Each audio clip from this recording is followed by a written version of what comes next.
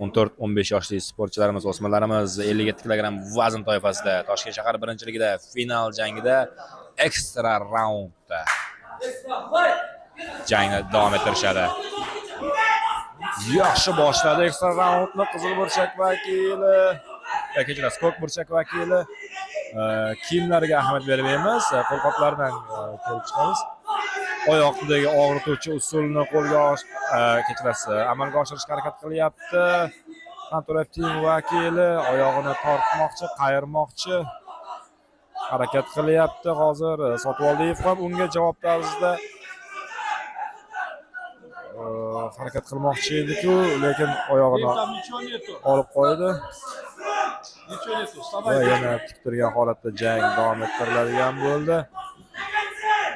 Endi parterga Sotvoldiyev kirib ketyapti. Sotvoldiyev tim vakili Abror hozir endi ortiqcha usul qo'llash galim menda degandek harakat qildi, lekin yana tik turgan holatda jang davom ettiriladigan bo'ldi. Ko'ramiz so'nggi soniyalarda, so'nggi daqiqada kim yaxshiroq harakat qilar ekan. Charchab qoldi sportchilar, albatta o'zi emas. Katta yoshli sportchilardek ular hisoblasak 5 daqiqa harakat qilishdi axir. Eng qizig'ini aytsam, bu ekstra raund murosasizlikni yanada oshirdi. Ochig'i ko'k burchak vakili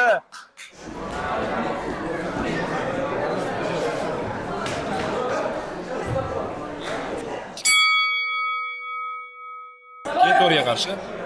Demak, azizlar, 62 kg vazn toifasida 14-15 yoshli sportchilarimizning navbatdagi jangi boshlandi. Oktagonda ko'k burchakda Ubaydullayev Abdulla, qizil burchakda harakat qilayotgan Mirzayonabiyev Yahyoxonga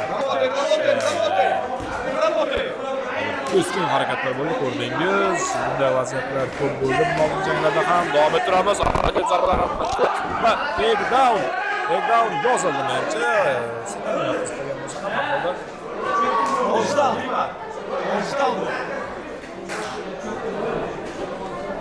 Va ko'k burchakdagi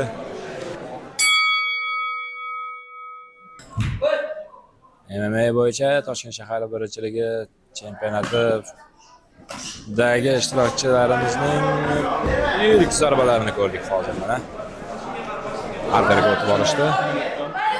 Eslatib o'tamiz, 16 yosh, 17 yoshli sportchilarimiz 3 raund 2 daqiqadan jangni o'tkazishadi.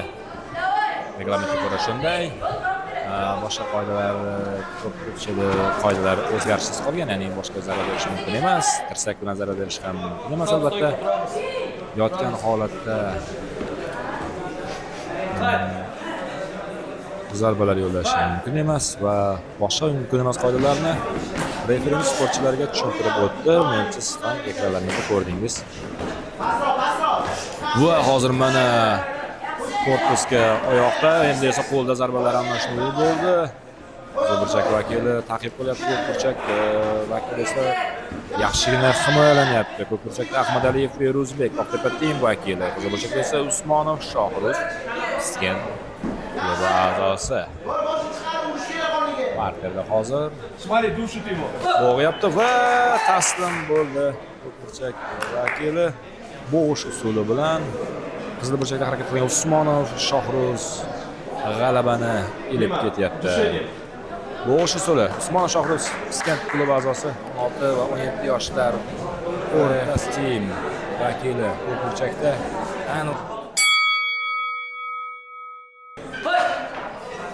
jang boshlandi. Sportchilar qo'l berib qo'yishdi va low kick bilan boshlandi janglar. Qo'l zarbalariga o'tib ketdi va endi parterga. Yaxshi harakat, keskin harakat ko'rdik. Lekin hecham shoshib qolgani yo'q. Kontrakt vakili yaxshi himoyalanyapti. Va parterda holat o'zgartirish harakat va ko'ramiz.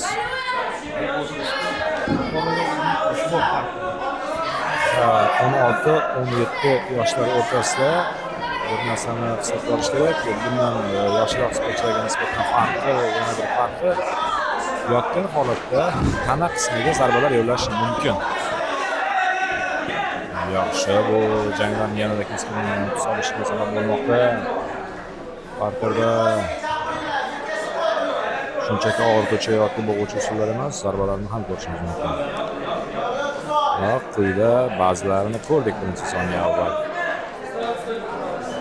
Turgan holatda jang davom etishni chaqiryapti. Referi ularni va jang davom etyapti. Qizil burchak vakili nisbatan faolroq. Bu qanday o'tganishi mumkin? Har qanday faollik albatta inobatga olinadi. Buni tushunib yetdi ko'k burchak vakili va hujumga intilmoqda. Endi navbat almashadi shekilli. Low kick. Qarshi low kick. Yaqin masofada zarbalar almashinuvi, oyoq zarbalari ko'proq zarbalar qizil burchakdan yo'llanadi va takedown yozildi qizil burchak vakiliga. Shu maqsadda hozir raund nihoyasiga yetib boryapti. Va raund nihoyasiga yetdi. Eslatib o'tamiz, 2 daqiqadan 3 raund jang olib borishadi sportchilar.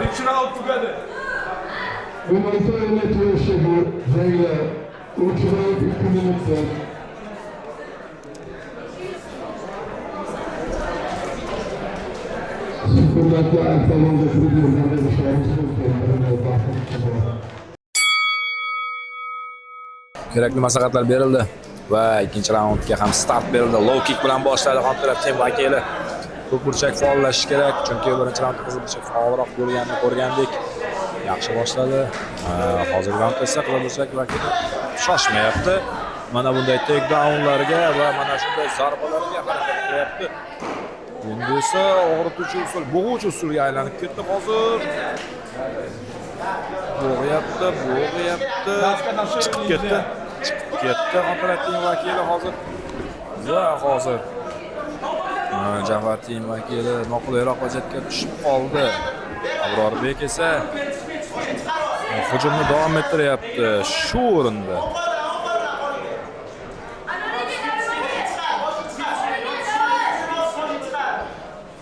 Abror Xo'jayev ham bo'sh kelmayapti. Faollikni berib qo'yish niyati yo'q. Stop, turamiz. Turamiz.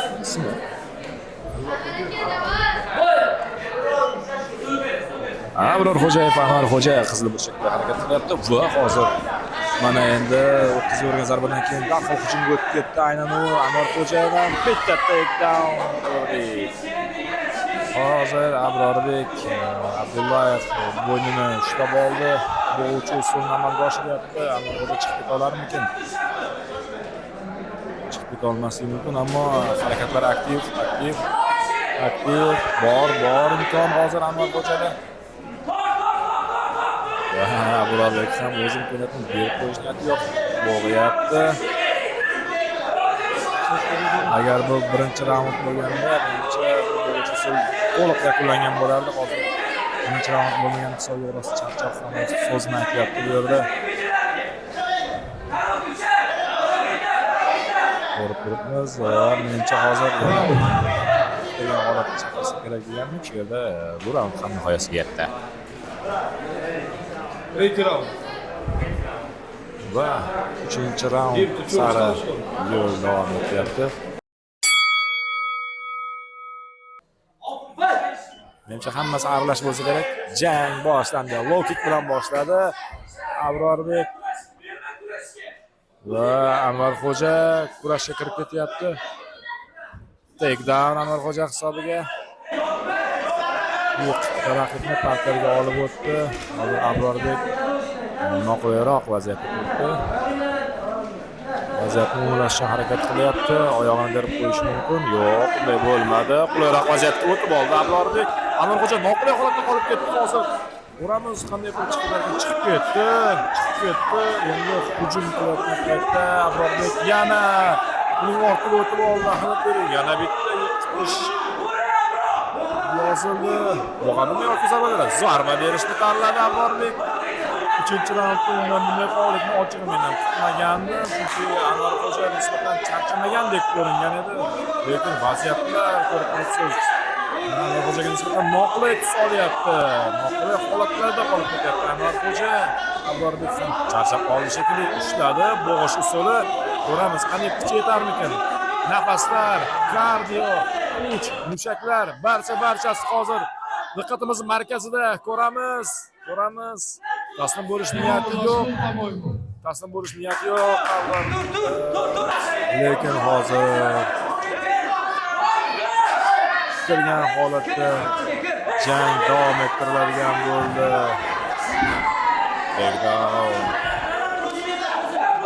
Ochig'ini aytib o'taman. Birinchi raundni ko'rganimdan keyin men 3-raundda bunday jangni ko'rishni taxmin qilmagandim. E'tibor bering. Abrorbek 2-raundda charchagandek ko'ringan edi. 3-raundda esa aksincha. Hozir Anvarxo'jadagi charchoqni his qilyapmiz.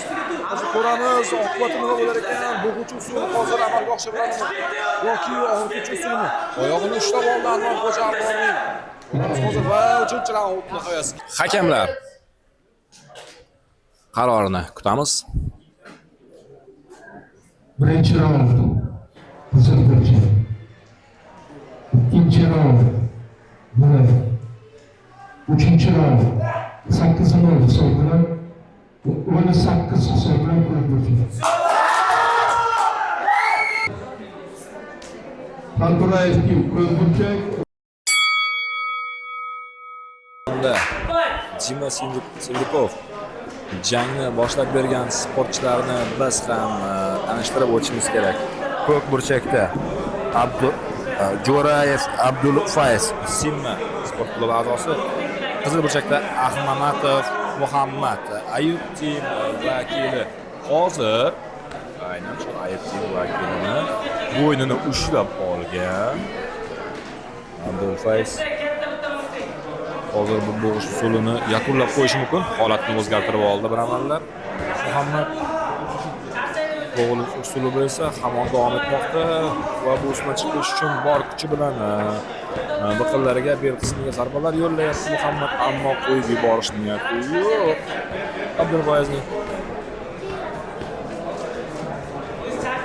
ko'ramiz, kim charchaydi, kim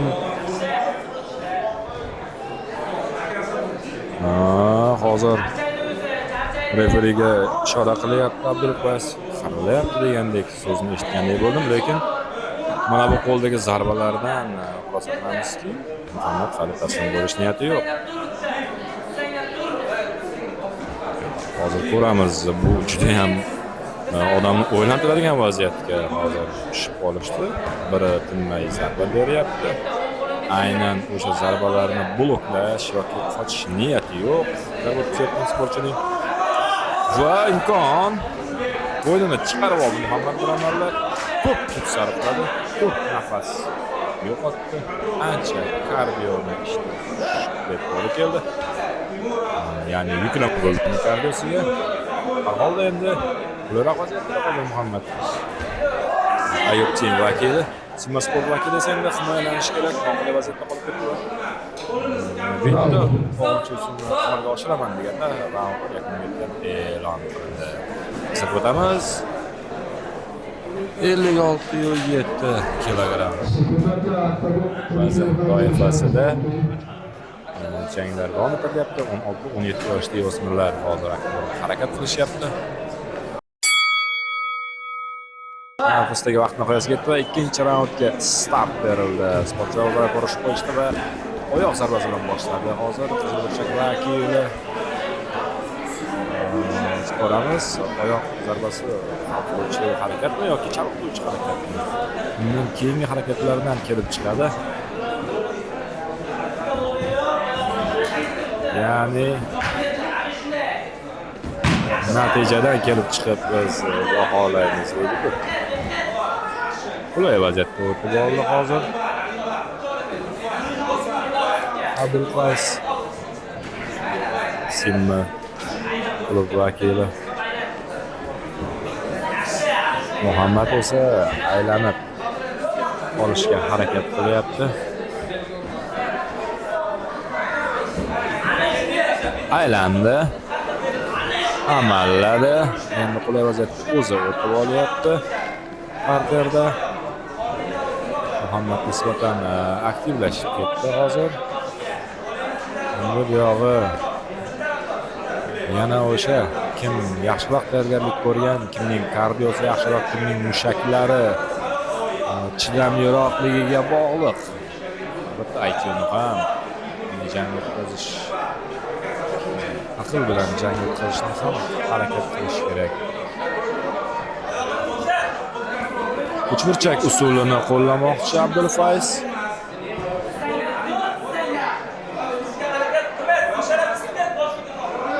Muhammad esa bu vaziyatdan chiqib ketishga harakat qilyapti.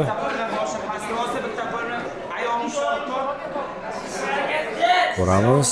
Menimcha hozir referi ularni aytib turgan holatda jangni davom ettirishga chaqirsa kerak. Agar hozir holat o'zgarib, kimdir og'riqli chizgiga tushib qolmasa.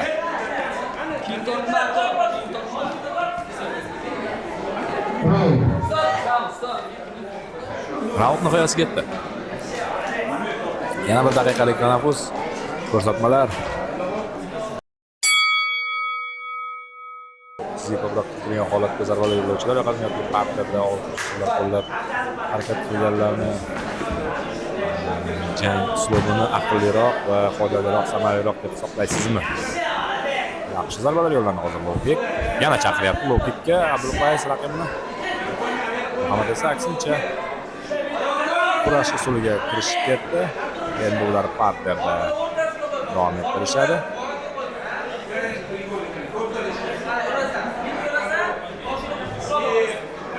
Ko'ramiz buni oqibati qanday kechar ekan.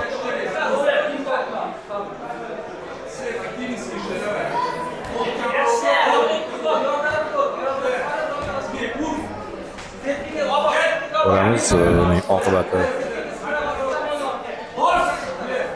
Yaxshi harakat qilishyapti hozir, holatlar o'zgardi. Abdulfayz nisbatan qulayroq vaziyatga chiqib oldi. Yana bo'g'ish usulini oyog'i bilan qo'lini orqa usulga qo'yib olyapti. Muhammad hozir qarshilik ko'rsata olmay qolishi mumkin. Bilasizmi? Bo'ldi oyog'i bilan. Shunday ham bo'ldi. Abdulfayz Simma klub vakili o'rtuvchi usul bilan g'alabani qo'lga kiritdi. Aqlli jang namoyish etdi. To'g'risi ochiq. Shunday.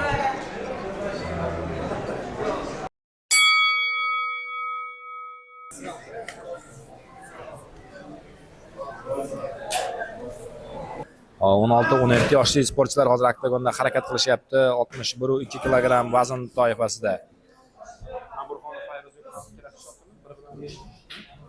Ko'k burchakda Burxonov Fahruzbek, Xamturayev Team vakili. Aynan u hozir parterda yotgan raqibiga korpus qismiga zarbalarni amalga oshirayotgan edi. Uning raqibi esa Xursanov Abbos, Oqtepa Team vakili. Va hozir bitta takedown. Yaxshi harakat qildi hozir Fahruzbek.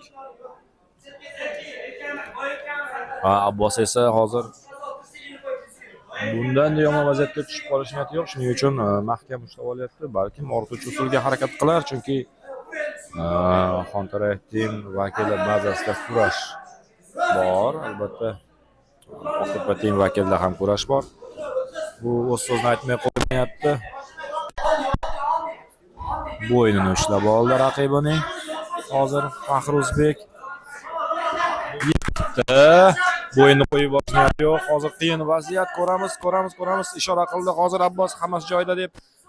Joyida deyapti. Ya'ni referini jang to'xtatib qo'ymaslik uchun Team vakili g'alaba qozondi.